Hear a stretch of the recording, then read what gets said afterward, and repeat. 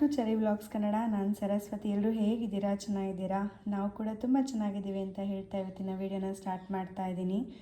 ಇವತ್ತಿನ ವಿಡಿಯೋ ಏನು ಅಂತ ಹೇಳಿದ್ರೆ, ಇನ್ನೇನು ಮಹಾಲಯ ಅಮಾವಾಸ್ಯೆ ಕಳೆದಿದ್ದ ನೆಕ್ಸ್ಟ್ ಡೇನೇ ನಮಗೆ ನವರಾತ್ರಿ ಸ್ಟಾರ್ಟ್ ಆಗುತ್ತೆ.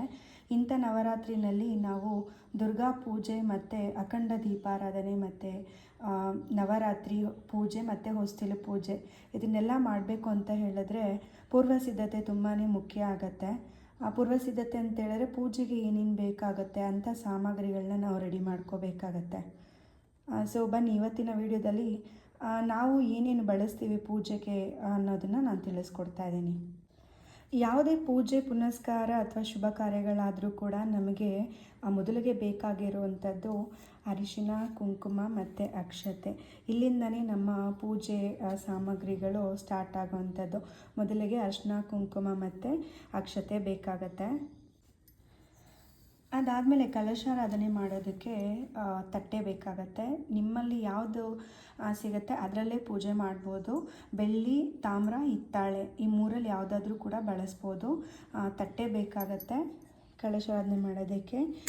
ಕಲಶದ ಚೊಂಬು ಬೇಕಾಗತ್ತೆ. ಅದಾದಮೇಲೆ ದೀಪ ಬೇಕಾಗತ್ತೆ. 2 ದೀಪನ ತೊಗೊಂಡಿದ್ದೀನಿ. ಅದಾದಮೇಲೆ ವಿಗ್ರಹ ಬೇಕಾಗತ್ತೆ ಅರ್ಚನೆ ಮಾಡೋದಕ್ಕೆ. ಲಕ್ಷ್ಮಿ ಮತ್ತು ಗಣೇಶನ ವಿಗ್ರಹ. ಸೊ ವಿಗ್ರಹ ಇಲ್ಲ ಅಂತ ಹೇಳಿದ್ರೆ ಪರವಾಗಿಲ್ಲ. ನೀವು ಗಣೇಶನ ಪೂಜೆ ಮಾಡಬೇಕಂತ ಹೇಳಿದ್ರೆ ಸಗಣಿಯಿಂದನೂ ಮಾಡ್ಬೋದು, ಇಲ್ಲ ಅರಿಶಿನದಿಂದ ಕೂಡ ಮಾಡ್ಬೋದು. ಲಕ್ಷ್ಮೀ ವಿಗ್ರಹ ಇಲ್ಲ ಅಂತ ಹೇಳಿದ್ರೆ ಪರವಾಗಿಲ್ಲ, ಒಂದು ಕಾಯಿನ್ ತೊಗೊಂಡು ಅದಕ್ಕೂ ಕೂಡ ನೀವು ಪೂಜೆ ಮಾಡ್ಬೋದು. ಕಳಶ ಇಡೋ ಪದ್ಧತಿ ಇಲ್ಲ ಅಂತ ಹೇಳಿದ್ರೆ ನೀವು ಫೋಟೋ ಇಟ್ಟು ಕೂಡ ಪೂಜೆ ಮಾಡ್ಬೋದು. ಚಾಮುಂಡೇಶ್ವರಿ, ದುರ್ಗಾದೇವಿ ಅಥವಾ ತ್ರಿಪುರ ಸುಂದರಿ, ಲಕ್ಷ್ಮಿ ಅಥವಾ ಸರಸ್ವತಿ ಇಷ್ಟು ದೇವರುಗಳ ಫೋಟೋ ಇತ್ತು ಅಂದರೂ ಕೂಡ ನೀವು ಫೋಟೋ ಇಟ್ಟು ಪೂಜೆ ಮಾಡ್ಬೋದು.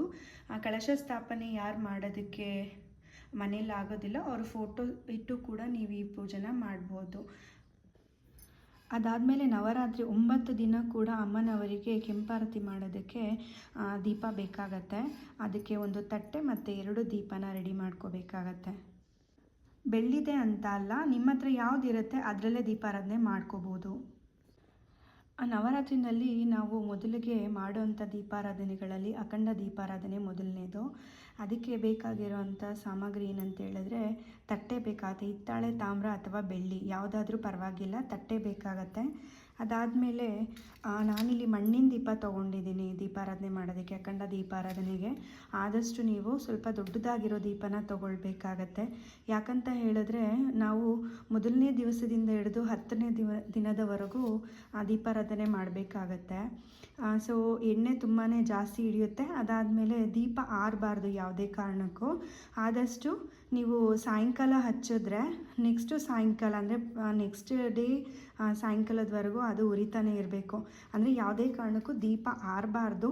ಸೊ ಅದಕ್ಕೆ ಸ್ವಲ್ಪ ದೀಪನ ದೊಡ್ಡದಾಗಿರೋದು ತೊಗೊಂಡ್ರೆ ತುಂಬಾ ಒಳ್ಳೆಯದು. ನೀವು ಅಖಂಡ ದೀಪಾರಾಧನೆ ಮಣ್ಣಿನದಲ್ಲೂ ಮಾಡ್ಬೋದು. ಇಲ್ಲ ಅಂತ ಹೇಳಿದ್ರೆ ಈ ಥರ ಕಾಮಾಕ್ಷಿ, ಅಷ್ಟಲಕ್ಷ್ಮಿ ಆ ಥರ ದೀಪಾರಾಧನೆ ಕೂಡ ನೀವು ಮಾಡ್ಬೋದು. ಅಖಂಡ ದೀಪಾರಾಧನೆ. ಸೊ ನನ್ನ ಹತ್ರ ಕಾಮಾಕ್ಷಿ ದೀಪ ಸ್ವಲ್ಪ ಚಿಕ್ಕದಿದೆ.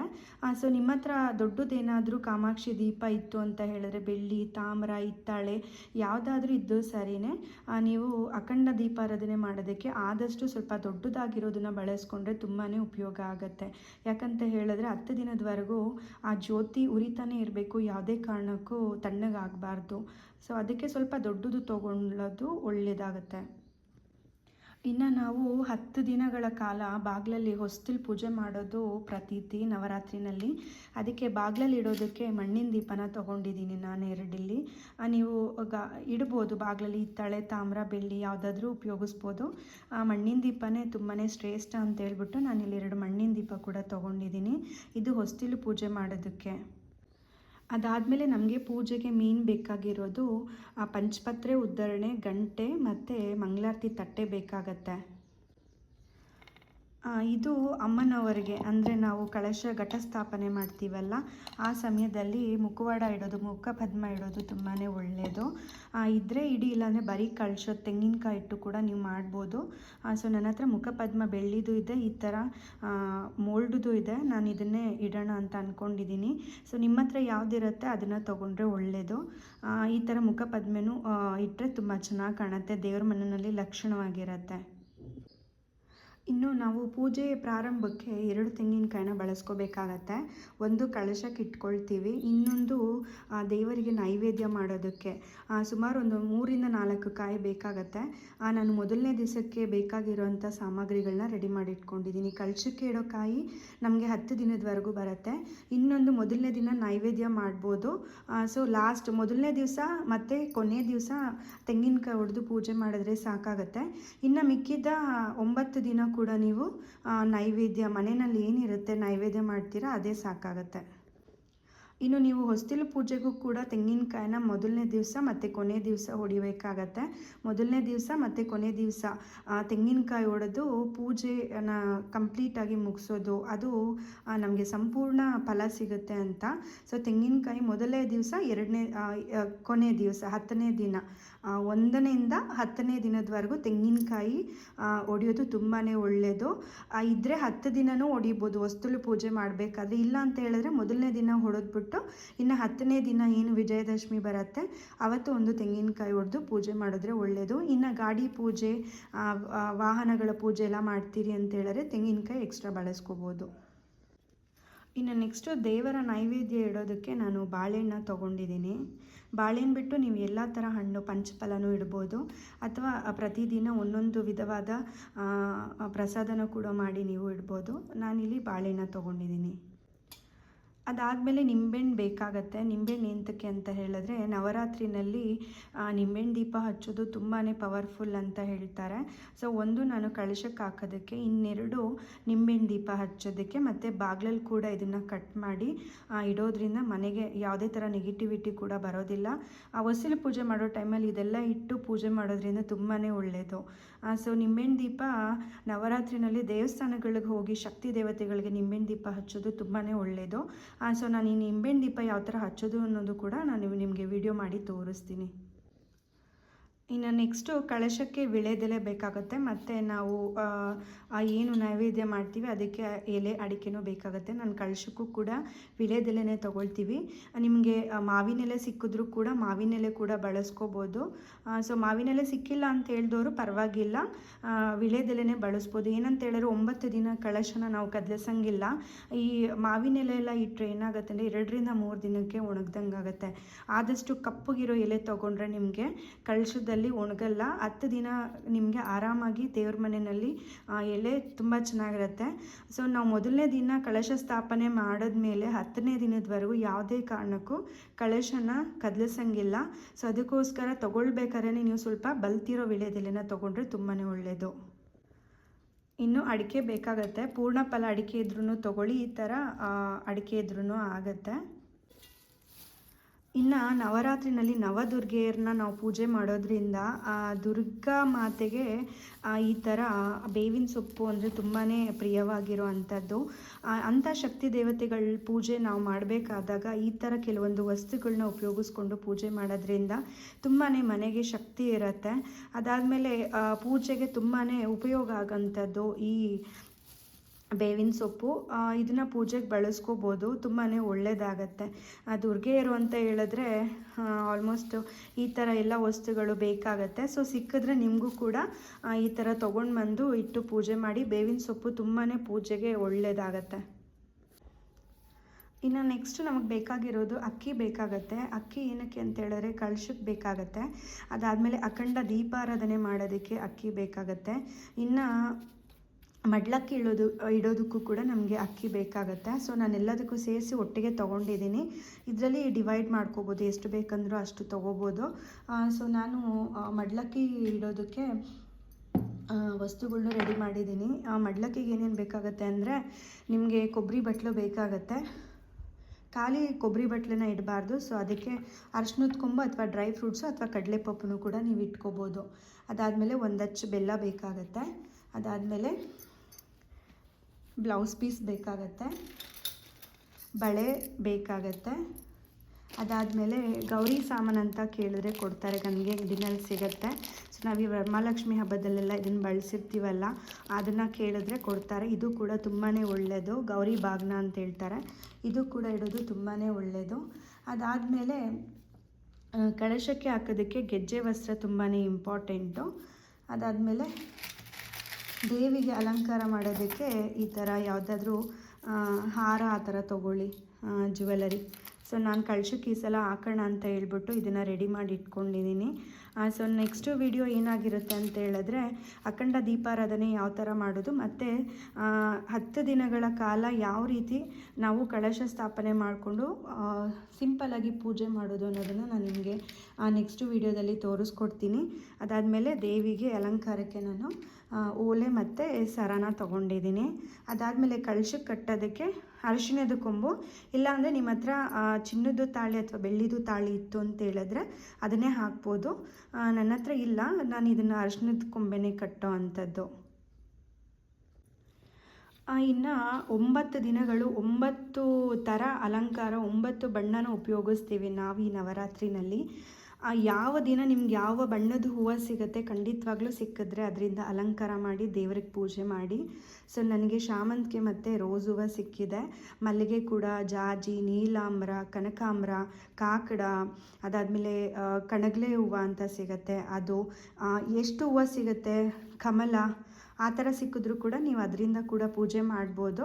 ಸೊ ಎಷ್ಟು ದಿನ ನಿಮಗೆ ಯಾವ್ಯಾವ ಹೂವಿನಿಂದ ಅಲಂಕಾರ ಮಾಡಿ ಪೂಜೆ ಮಾಡೋದಕ್ಕೆ ಸಾಧ್ಯ ಆಗುತ್ತೆ ಅಷ್ಟು ಹೂವಿನಿಂದ ಅಲಂಕಾರ ಮಾಡ್ಬೋದು. ಸೊ ಹೂವನೂ ಕೂಡ ಮೇನ್ ಬೇಕಾಗತ್ತೆ. ಇನ್ನು ದೀಪ ಹಚ್ಚೋದಕ್ಕೆ ಎಣ್ಣೆ ಬೇಕಾಗತ್ತೆ. ನೀವು ಅಖಂಡ ದೀಪ ಹಚ್ಚೋದಕ್ಕೆ ಕೊಬ್ಬರಿ ಎಣ್ಣೆ ಅಥವಾ ತುಪ್ಪ ಅಥವಾ ದೀಪದ ಎಣ್ಣೆ ಈ 3 ಕೂಡ ಉಪಯೋಗಿಸ್ಬೋದು. ಕೆಲವೊಂದು ಸಲ ಏನಾಗುತ್ತೆ ಅಂತ ಹೇಳಿದ್ರೆ ವಾತಾವರಣ ಯಾವ ಥರ ಇರುತ್ತೆ, ಥಂಡಿ ಇತ್ತು ಅಂತ ಹೇಳಿದ್ರೆ ಗಟ್ಟಿಯಾಗೋ ಚಾನ್ಸಸ್ ಜಾಸ್ತಿ ಇರುತ್ತೆ, ಆವಾಗ ದೀಪ ತಣ್ಣಗಾಗೋ ಸಾಧ್ಯತೆ ಇರೋದ್ರಿಂದ ಸೊ ನೀವು ಆದಷ್ಟು ದೀಪ ಹಚ್ತೀರಾ ಅಂತ ಹೇಳಿದ್ರೆ ಅದನ್ನು ಕರಗಿಸ್ಬಿಟ್ಟು, ತುಪ್ಪ ಮತ್ತು ಕೊಬ್ಬರಿ ಎಣ್ಣೆನಾದ್ರು ಹಚ್ತೀರಾ ಅಂದರೆ ಅದನ್ನು ಕರಗಿಸ್ಬಿಟ್ಟು ಆಮೇಲೆ ನೀವು ದೀಪ ಹಚ್ಚಿ. ಇಲ್ಲ ಅಂದರೆ ಬೆಟರ್ ಸೊಲ್ಯೂಷನ್ ಅಂತ ಹೇಳಿದ್ರೆ ದೀಪದ ಎಣ್ಣೆಯಿಂದನೇ ನೀವು ದೀಪಾರಾಧನೆ ಮಾಡಿ, ಅಖಂಡ ದೀಪಾರಾಧನೆ. ಬೇಕಂದರೆ ನೀವು ದೇವರಿಗೆ ಏನು ಸಣ್ಣ ದೀಪಗಳು ಹಚ್ತೀರಾ ಅದಕ್ಕೆ ಬೇಕಂದರೆ ನೀವು ನಾರ್ಮಲ್ ತುಪ್ಪದಿಂದ ಹಚ್ಬೋದು. 9 ದಿನ ತುಪ್ಪದಿಂದ ಹಚ್ಚೋದ್ರಿಂದ ಅಷ್ಟು ಐಶ್ವರ್ಯ ಸಿಗುತ್ತೆ ಅಂತ ಹೇಳ್ತಾರೆ. ಸೊ ಅದಾದಮೇಲೆ ನೆಕ್ಸ್ಟ್ ಬೇಕಾಗಿರೋವಂಥದ್ದು ಸಾಂಬ್ರಾಣಿ, ದೇವರಿಗೆ ಧೂಪ ಹಾಕೋದಕ್ಕೆ ಅಥವಾ ಗಂಧದ ಕಡ್ಡಿ, ಇದನ್ನು ಯಾವುದಾದ್ರೂ ನೀವು ಬಳಸ್ಕೋಬೋದು. ಅದಾದಮೇಲೆ ಕರ್ಪೂರ ಬೇಕಾಗತ್ತೆ ಪೂಜೆಗೆ. ಸ್ವಲ್ಪ ಜಾಸ್ತಿ ಕ್ವಾಂಟಿಟಿನೇ ಬೇಕಾಗುತ್ತೆ, ಯಾಕಂದರೆ 9 ದಿನ ಪೂಜೆ ಮಾಡೋದ್ರಿಂದ ಸೊ ಸ್ವಲ್ಪ ಕ್ವಾಂಟಿಟಿ ಜಾಸ್ತಿ ಬೇಕಾಗತ್ತೆ. ಅದಾದಮೇಲೆ ಹಸಿ ದಾರ ಕಳಶಕ್ಕೆ ಕಟ್ಟೋದಕ್ಕೆ ಬೇಕಾಗತ್ತೆ. ಅದಾದಮೇಲೆ ದೀಪದ ಬತ್ತಿ ಬೇಕಾಗತ್ತೆ. ಸೊ ನೀವು ಅಖಂಡ ದೀಪ ಹಚ್ತೀರಿ ಅಂತ ಹೇಳಿದ್ರೆ ಸ್ವಲ್ಪ ಉದ್ದವಾಗಿರೋ ದೀಪನ ತೊಗೊಂಡ್ರೆ ತುಂಬಾ ಒಳ್ಳೆಯದು. 5 ಅಥವಾ 3 ಅಥವಾ 5ನ ಹೊಸ್ಬಿಟ್ಟು ನೀವು ಅಖಂಡ ದೀಪಾರಾಧನೆ ಮಾಡ್ಬೋದು. ಇನ್ನಂದರೆ ತುಂಬ ಉದ್ದ ಇದ್ದರೆ ನೀವು 10 ದಿನ ದೀಪ ಹಚ್ಚೋದ್ರಿಂದ ಪ್ರತಿದಿನ ಉರಿತಾನೆ ಇರುತ್ತಲ್ವ, ಸೊ ಆದಷ್ಟು ಅದು ಕಮ್ಮಿ ಆಗ್ತಾ ಬರ್ತಾ ಇರುತ್ತೆ. ದೀಪ ಉರಿತಾ ನೀವು ಆದಷ್ಟು ಸ್ವಲ್ಪ ದೊಡ್ಡದಾಗಿರೋವಂಥದ್ದು ಬತ್ತಿ ತೊಗೊಂಡ್ರೆ ನಿಮಗೆ 10 ದಿನದವರೆಗೂ ಯಾವುದೇ ರೀತಿ ಸಮಸ್ಯೆ ಇರೋದಿಲ್ಲ. ಏನಂತ ಹೇಳಿದ್ರೆ ಮೊದಲನೇ ದಿನ ನೀವೇನು ಹಚ್ತೀರಾ ಅದು 10ನೇ ದಿನದವರೆಗೂ ನಂದು ಹೋಗಬಾರ್ದು ಅಂತ ಹೇಳ್ತಾರೆ. ಅಂದರೆ ಯಾವುದೇ ಕಾರಣಕ್ಕೂ ದೀಪ ಆರಬಾರ್ದು ಅಂತ. ನಾನು ನೆಕ್ಸ್ಟು ಅಖಂಡ ದೀಪಾರಾಧನೆ ವಿಡಿಯೋ ಮಾಡಿದಾಗ ನಾನು ಅದ್ರ ಬಗ್ಗೆ ಹೇಳ್ತೀನಿ. ಈಗ ಸದ್ಯಕ್ಕೆ ನೀವು ವಸ್ತುಗಳನ್ನ ಖರೀದಿ ಮಾಡಬೇಕಾದ್ರೆ ಸ್ವಲ್ಪ ದೊಡ್ಡದಾಗಿರೋ ಅಂಥದ್ದು ಬತ್ತಿನ ತೊಗೊಳ್ಳಿ. ಗುಂಡ್ಬತ್ತಿನೂ ಬೇಕಾಗತ್ತೆ. ಅದಾದಮೇಲೆ ಈ ಥರ ಉದ್ದದ ಬತ್ತಿ, ದೀಪದ ಬತ್ತಿ ಬೇಕಾಗತ್ತೆ. ಇನ್ನು ಮೇನು ಬೆಂಕಿ ಪೊಟ್ಟಣನೂ ಬೇಕಾಗತ್ತೆ. ಅದಾದಮೇಲೆ ನಮಗೆ ಬೇಕಾಗಿರೋದು ದೇವ್ರ ಮನೆ ಕ್ಲೀನ್ ಮಾಡೋದಕ್ಕೆ, ಶುದ್ಧ ಮಾಡ್ಕೊಳ್ಳೋದಕ್ಕೆ ಮೇನ್ ಬೇಕಾಗಿರೋದು ನಮಗೆ ಗೋಮೂತ್ರ ಬೇಕಾಗತ್ತೆ. ಏನಂದರೆ ಪೂಜೆ ನಾವು ಸ್ಟಾರ್ಟ್ ಮಾಡೋದಕ್ಕೆ ಮುಂಚೆ ಮನೆ ಮತ್ತು ದೇವ್ರ ಮನೆಯನ್ನೆಲ್ಲ ಶುದ್ಧ ಮಾಡಿಕೊಂಡು ಪೂಜೆ ಮಾಡೋದು ತುಂಬಾ ಒಳ್ಳೆಯದು. ಸೊ ಇದನ್ನು ಕೂಡ ನೀವು ತೊಗೊಂಡ್ರೆ ತುಂಬಾ ಒಳ್ಳೆಯದು. ಅದಾದಮೇಲೆ ನಾವು ಕಳಶಕ್ಕೆ ಏನು ಹಾಕ್ತೀವಿ, ಪಚ್ಚಕರ್ಪೂರ ಮತ್ತು ಜವಾದು ಪೌಡರು, ಅದಾದಮೇಲೆ ಅರಿಶಿನ, ಕುಂಕುಮ, ಅಕ್ಷತೆ, ಕೆಂಪು ಹೂವು, ನಿಂಬೆಹಣ್ಣು ಅದೆಲ್ಲ ಕೂಡ ರೆಡಿ ಮಾಡಿಟ್ಕೊಳ್ಳಿ. ಈಗ ಆಲ್ರೆಡಿ ನಾನೆಲ್ಲ ಸಾಮಗ್ರಿಗಳನ್ನ ತೋರಿಸಿದ್ದೀನಿ. ಸೊ ಅದರಲ್ಲೇ ನಿಮಗೆಲ್ಲ ವಸ್ತುಗಳು ಸಿಗುತ್ತೆ. ಅದಾದಮೇಲೆ ಕಳಶಕ್ಕೆ ಹಾಕೋದಕ್ಕೆ ಕಾಯಿನು ಮತ್ತು ತಾಂಬೂಲ ಇಟ್ಟಾಗ ಕಾಯಿನ್ಗಳೆಲ್ಲ ಬೇಕಾಗುತ್ತೆ, ಅದು ಕೂಡ ತೊಗೊಂಡಿದ್ದೀನಿ. ಅದಾದಮೇಲೆ ಕೆಂಪು ವಸ್ತ್ರ ಬೇಕಾಗುತ್ತೆ. ಏನಕ್ಕೆ ಅಂತ ಹೇಳಿದ್ರೆ ನಾವು ಕಳಶ ಮತ್ತು ಅಖಂಡ ದೀಪ ಇಡೋದಕ್ಕೆ ಕೆಳಗಡೆ ಒಂದು ಕೆಂಪು ವಸ್ತ್ರನ ಬಳಸ್ಕೋಬೇಕಾಗತ್ತೆ. ಇದು ಕೂಡ ನೀವು ರೆಡಿ ಮಾಡಿ ಇಟ್ಕೊಳ್ಳಿ. ಅದಾದಮೇಲೆ ಬೆಲ್ಲ ಬೇಕಾಗತ್ತೆ, 2 ಅಚ್ಚು ಬೆಲ್ಲ. ಏನಂತ ಹೇಳಿದ್ರೆ ನವರಾತ್ರಿನಲ್ಲಿ ಎಲ್ಲ ವಿಧವಾದ ದೀಪನ ಹಚ್ಬೋದು ನಾವು. ಮಣ್ಣಿನ ದೀಪನೂ ಹಚ್ಬೋದು ಅಥವಾ ಬೆಲ್ಲ ದೀಪನೂ ಹಚ್ಬೋದು, ನಿಂಬೆಹಣ್ಣು ದೀಪ ಹಚ್ಬೋದು. ನಿಂಬೆಹಣ್ಣು ದೀಪನ ದೇವಸ್ಥಾನದಲ್ಲಿ ಮಾತ್ರ ಹಚ್ಚಿ, ಮನೆಯಲ್ಲೆಲ್ಲ ಹಚ್ಚೋಕ್ಕೆ ಹೋಗಬೇಡಿ. ನಾನು ಅದ್ರದ್ದು ವಿಡಿಯೋ ಕೂಡ ಮಾಡ್ತೀನಿ ಸದ್ಯದಲ್ಲೇ. ನವರಾತ್ರಿ ಸ್ಟಾರ್ಟ್ ಆಗೋದಕ್ಕೆ ಮುಂಚೆನೇ ನಿಮಗೆಲ್ಲ ವಿಡಿಯೋಗಳು ಸಿಗುತ್ತೆ. ಮಿನಿಮಮ್ ಒಂದು 6 ಇಂದ 7 ವಿಡಿಯೋನ ನಾನು ಮಾಡೋಣ ಅಂತ ಅಂದ್ಕೊಂಡಿದ್ದೀನಿ, ಅಂದರೆ ನವರಾತ್ರಿ ಬಗ್ಗೆ. ಸೊ ಏನಂದರೆ ಒಂದೇ ವಿಡಿಯೋದಲ್ಲಿ ಎಲ್ಲ ಮಾಹಿತಿ ಕೊಟ್ಟರೆ ವಿಡಿಯೋ ಲೆಂತ್ ಆಗುತ್ತೆ. ಸೊ ನಿಮಗೂ ಕೂಡ ಅದು ಅಷ್ಟು ಅಂಡರ್ಸ್ಟ್ಯಾಂಡಿಂಗ್ ಆಗೋದಿಲ್ಲ ನೋಡೋದಕ್ಕೆ. ಸೊ ಮಿನಿಮಮ್ ಒಂದು 5 to 6 ಮಿನಿಟ್ಸ್ ವಿಡಿಯೋನ ಕೊಡ್ತೀನಿ. ಸೊ ಕಂಪ್ಲೀಟ್ ಎಲ್ಲ ಮಾಹಿತಿ ನಿಮಗೆ ಅದರಲ್ಲಿ ಸಿಗುತ್ತೆ. ಸೊ ಸದ್ಯಕ್ಕೆ ನಾನು ಬೆಲ್ಲದ ದೀಪ ತೊಗೊಂಡಿದ್ದೀನಿ.